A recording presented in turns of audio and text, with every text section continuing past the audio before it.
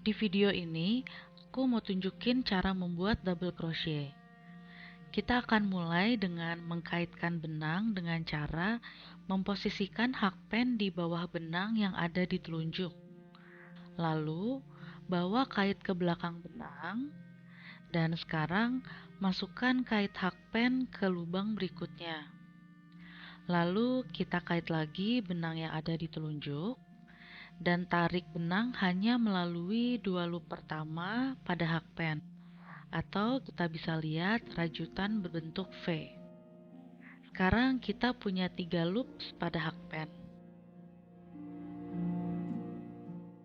Kemudian kita kait benang lagi dan tarik benang hanya melalui dua loop pertama saja.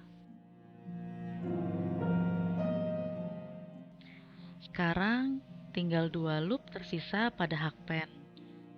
Lalu kita kait benang satu kali lagi, tarik benang masuk melalui dua loop pada hook atau hakpen, sehingga kita cuma punya satu loop yang tersisa.